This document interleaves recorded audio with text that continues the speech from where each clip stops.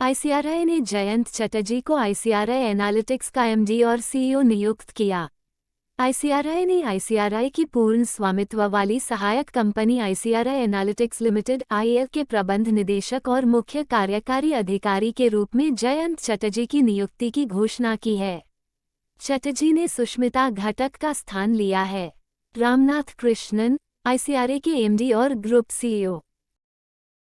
Kotak Mahindra bank को अंतरिम MD और सीईओ के रूप में दीपक गुप्ता की नियुक्ति के लिए आरबीआई की मंजूरी मिल गई है। कोटक महिंद्रा बैंक लिमिटेड ने कहा कि भारतीय रिजर्व बैंक ने बैंक के अंतरिम प्रबंध निदेशक और सीईओ के रूप में दीपक गुप्ता की नियुक्ति को मंजूरी दे दी है। पिछले हफ्ते की शुरुआत में उदय कोटक ने कोटक महिंद्रा बैंक के प्रबंध निदेशक और मुख्य कार्यकारी अधिकारी के पद से अपने इस्तीफे की घोषणा की थी, जबकि उन्होंने कहा था कि वह गैर कार्यकारी निदेशक बने रहेंगे। इंडियन बैंक ने लचीले, सुरक्षित कंप्यूट इंफ्रास्ट्रक्चर को तैनात करने के लिए आईबीएम के साथ सहयोग किया।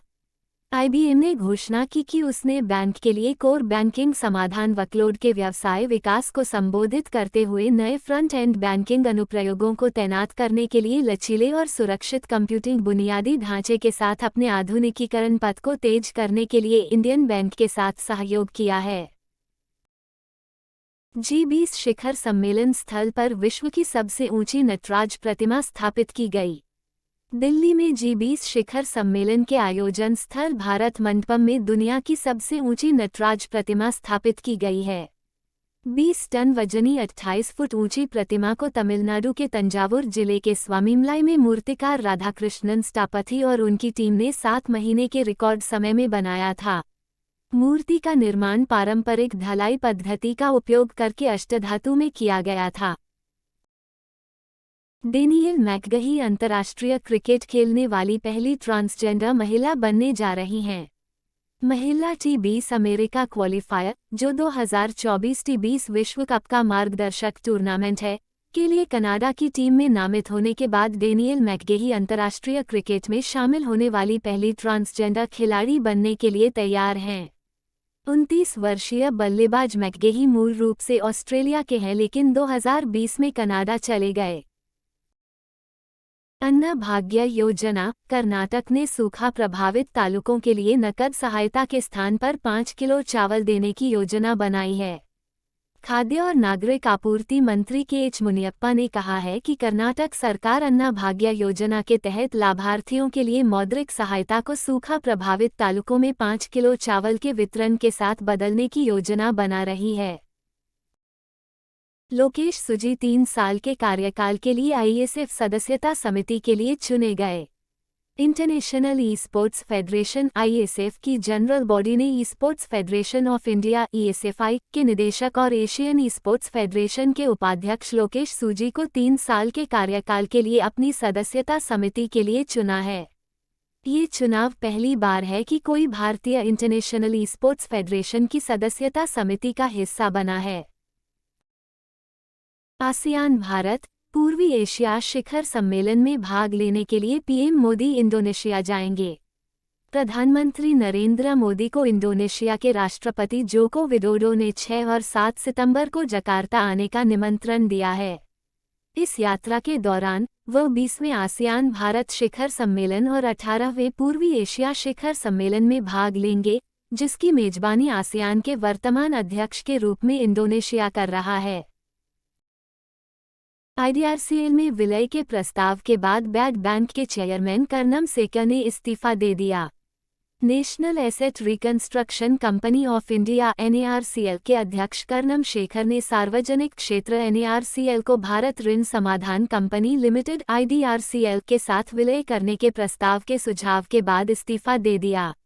वर्तमान संरचना के तहत एनएआरसीएल एक प्रमुख इकाई के रूप में कार्य करता है, जबकि आईडीआरसीएल एक समाधान एजेंट के रूप में कार्य करता है। रियल एस्टेट पर बकाया बैंक ऋण जुलाई में रिकॉर्ड 28 ट्रिलियन रुपये तक पहुंच गया। आरबीआई के नवीनतम आंकड़ों के अनुसार आवास के साथ साथ वाणिज्यिक अचल संपत्ति के लिए बैंक ऋण में जुलाई में लगभग 38% की वार्षिक वृद्धि देखी गई, जिससे रियल्टी क्षेत्र का बकाया ऋण रिकॉर्ड 28 लाख करोड़ रुपये हो गया। वाणिज्यिक अचल संपत्ति पर बकाया ऋण 38.1% बढ़कर 4.07 लाख करोड़ रुपये हो गया। उदय कोटक ने कोटक महिंद्रा बैंक के एमडी और सीईओ पद से इस्तीफा दिया। दीपक गुप्ता ने अंतरिम कार्यभार संभाला। उदय कोटक ने 1 सितंबर से कोटक महिंद्रा बैंक के प्रबंध निदेशक और मुख्य कार्यकारी अधिकारी के पद से इस्तीफा दे दिया है।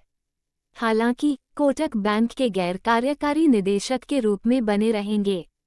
संयुक्त प्रबंध निदेशक दीपक गुप्ता 31 दिसंबर 2023 तक एमडी और सीईओ के कर्तव्यों का पालन करेंगे। एचडीएफसी बैंक ने मैरियट बॉनवॉय के साथ साझेदारी की। भारत का पहला सह branded hotel credit card launch किया। एचडीएफसी बैंक ने भारत का पहला सह branded hotel credit card Marriott Bonvoy HDFC bank credit card launch करने के लिए मैरियट बॉनवॉय के साथ साझेदारी की। कार्ड के लिए नेटवर्क पार्टनर डाइनर्स क्लब होगा, जो डिस्कवर ग्लोबल नेटवर्क का हिस्सा है। कार्डधारक निश्चित खर्च सीमा हासिल करके होटलों में 3 और मुफ्त रातें कमा सकते हैं। आर माधवन को भारतीय फिल्म एवं टेलीविजन संस्थान का नया अध्यक्ष नियुक्त किया गया। रंगनाथन माधवन को भारतीय फिल्म और टेलीविजन संस्थान एफटीआई के नए अध्यक्ष और इसकी गवर्निंग काउंसिल के अध्यक्ष के रूप में नामित किया गया है। वह मशहूर फिल्म निर्माता शेखर कपूर की जगह लेंगे। एफटीआई चेयरमैन की अध्यक्षता वाली एफटीआई सोसाइटी में 12 नामांकित व्यक्ति हैं, जिनमें से 8 को प्रख्यात व्यक्ति श्रेणी के तहत नामांकित किया गया है, जबकि 4 एफटीआई के पूर्व छात्र हैं। बजाज ऑटो की शाखा को एनबीएफसी परिचालन शुरू करने के लिए आरबीआई की मंजूरी मिल गई है। कंपनी ने एक्सचेंजों को सूचित किया कि बजाज ऑटो की पूर्ण स्वामित्व वाली सहायक company Bajaj auto consumer finance को गैर बैंकिंग वित्तीय सेवाओं का व्यवसाय शुरू करने के लिए आरबीआई से पंजीकरण प्रमाण पत्र प्राप्त हुआ है। एनएसी पर कंपनी के शेयर 1.8% बढ़कर 4,699 रुपये के इंट्राडे हाई पर पहुंच गए। बाद में स्टॉक कुछ लाभ कम करके 0.8% बढ़कर बंद हुआ।